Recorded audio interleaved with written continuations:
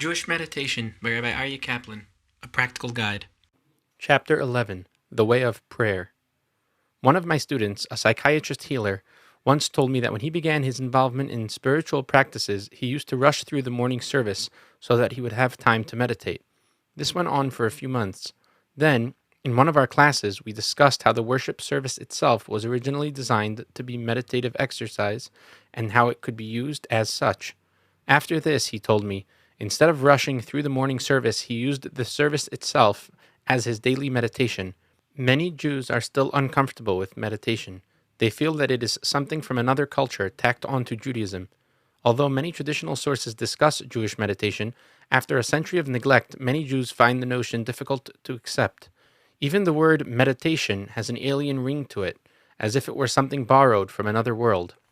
On the other hand, the most accepted manner for a Jew to relate to God is through the daily services.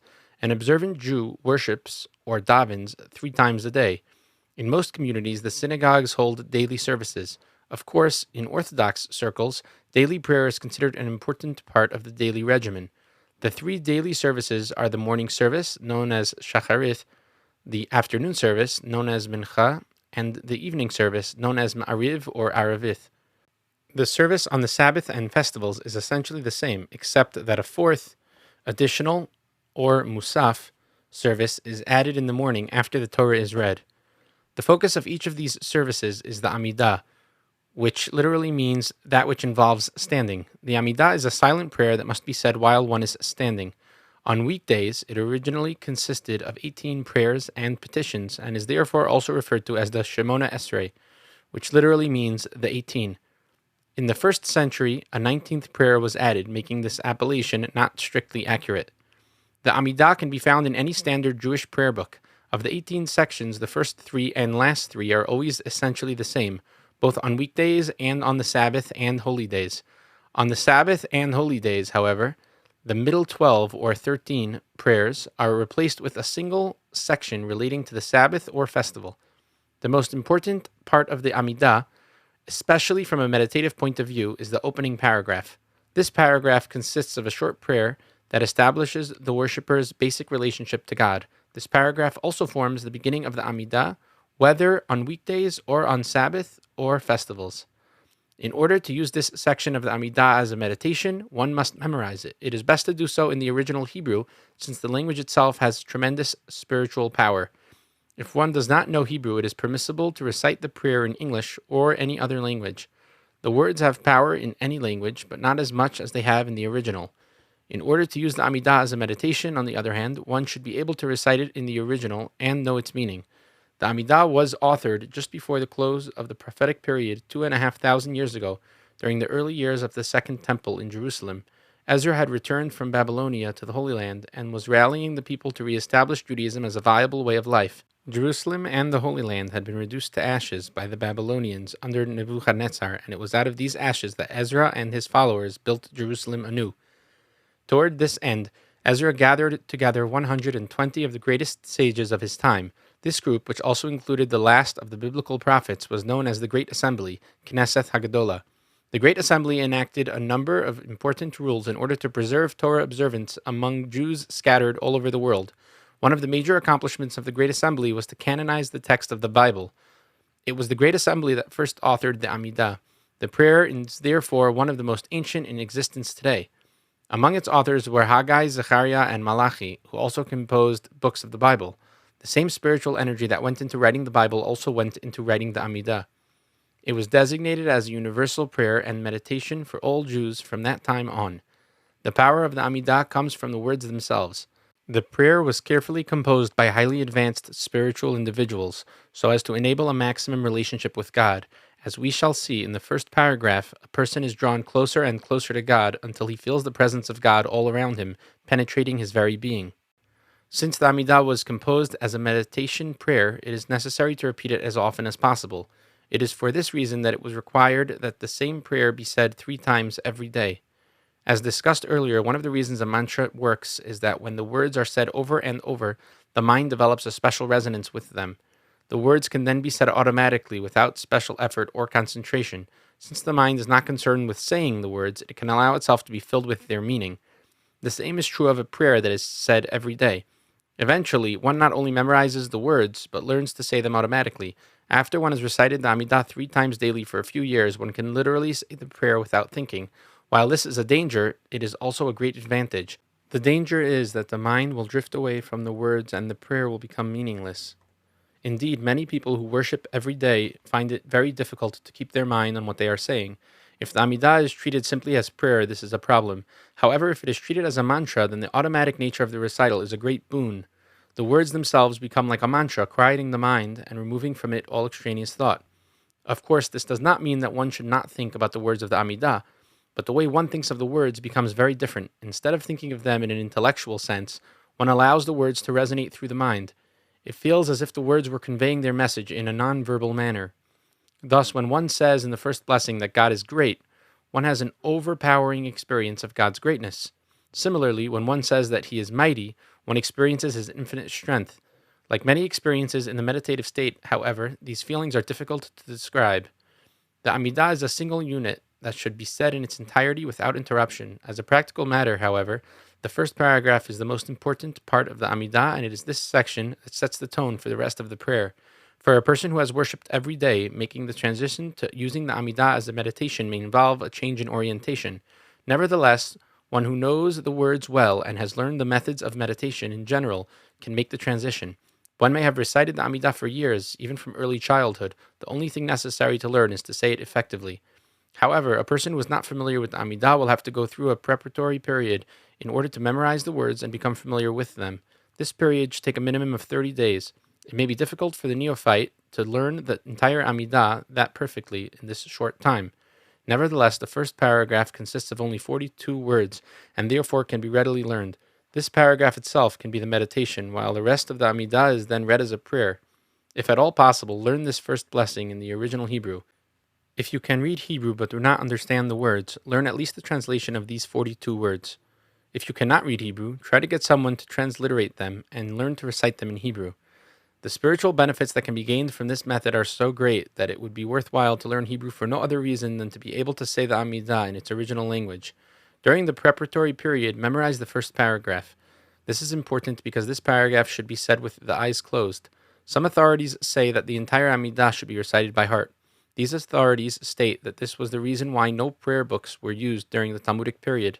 Since some people could not recite the amidah by heart, it was ordained that a reader would repeat the prayer aloud for those who could not say it by themselves. Once you have memorized the first blessing, recite it by heart as part of the 3 prescribed services for at least 30 days. After this preparatory period, you should be familiar enough with the paragraph to use it as a meditative device.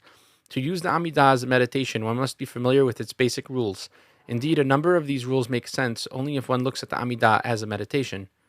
The first rule is that the amidah must be said at the proper time. The morning shacharit amidah can be said from dawn until the end of the first quarter of the day, approximately 10 a.m., or in an emergency until noon. The afternoon mincha amidah can be said from shortly after noon until sunset. The evening ma'ariv amidah can be said from nightfall until just before dawn. Before any worship service, one must wash the hands. This is reminiscent of the Kohen priests, who would wash their hands before performing the divine service in the Jerusalem temple. Washing the hands is more than mere cleansing. It is a ritual purification that must be done in a prescribed manner. The washing is accomplished by pouring water from a cup or glass, first over the right hand and then over the left hand, washing the hands in this manner 3 times alternately. One may not recite the amidah unless one is properly dressed. In particular, men should cover their heads with a hat or a yarmulke. It also should not be said in the presence of other people who are not decently dressed, or where an unpleasant odor is present. Preferably, it should not be said in a situation where there is anything that will disturb one's concentration. By definition, the amidah is said while standing. The feet should be together, which, as the Talmud states, is the stance of the angels. The head can be slightly bowed, and the hands be placed over the heart. Whenever possible, one should face Jerusalem when reciting the amidah. If one is in Jerusalem, one should face the site of the temple. The physical location of the temple is a source of spiritual energy, and facing in this direction helps draw this energy from the site of the Holy of Holies. According to ancient tradition, this was the place that Jacob called the Gate of Heaven, Genesis 28:17, and as such, it is the primary source of spiritual energy. When one says the word blessed, Baruch, at the beginning and end of the first paragraph, one should bend the knees. When one says the next word, are you, ata, one should bow down from the waist. This bowing is repeated again at the beginning and end of the modim, which is the next to last section of the amidah. Bowing is integral to getting oneself into the meditative state. According to the Talmud, one bows down fairly quickly, but then comes up very slowly, like a snake. The commentaries explain that this means raising first the head and then the rest of the body. When one comes up in this manner, it slows the body's tempo and puts the mind in a quieter framework. It thus has the effect of quieting the mind and making it more receptive for meditation. With the exception of bowing, it is preferable to remain absolutely motionless during the amidah. Some people have the habit of shaking and swaying during this prayer, but the codes of Jewish law regard this more as a nervous habit than as a means of improving one's concentration. Both the Kabbalists and many major codifiers state explicitly that all motion should be avoided in the amidah. If you find it impossible to remain absolutely still, you may sway very lightly, but excessive shaking or swaying tends to impair concentration in a meditative sense. It is also important to close the eyes in the amidah, especially during the first blessing, in order to get yourself into a meditative state. If you do not know the rest of the amidah by heart, it can be said from a prayer book. The words of the amidah should be said quietly, either in a very soft voice or in a quiet whisper. The voice should be directed inward rather than outward. These methods will make the amidah a more effective instrument of worship. If the amidah is also to be a meditation, there is one more important condition, and this has to do with the pace at which the words are said. The Talmud relates that the original saints, Hasidim Rishonim, used to take 1 hour to recite the amidah. From the context, as well as from a number of Kabbalistic sources, it is obvious that these original saints used the amidah as a meditation. This teaching provides an important clue to the pace at which the amidah is to be said, if it is to be used as a meditative device. A simple count shows that the entire amidah contains approximately 500 words. The original saints took an hour to say it, or some 3,600 seconds. Therefore, they said this prayer at a pace of approximately 1 word every 7 seconds. To say the entire amidah at this pace is a highly advanced form of meditation. However, this pace is not difficult to maintain for the first paragraph, which is the most important. Since the first blessing contains 42 words, to say it at the rate of a word every 7 seconds would take just under 5 minutes. This is a reasonable time, yet long enough to put one into a deep meditative state. This pace has the effect of quieting the mind in a most profound manner. It is a meditative state that appears subjectively to be very different than that obtained through ordinary mantra meditation or contemplation, because the words one is saying define the meditation at every point. There are 2 basic ways in which you can pace the recitation of the words. You can draw out each word as long as possible and then pause briefly to let the meaning sink in. Alternatively, you can recite the word and then wait for 7 seconds before saying the next word.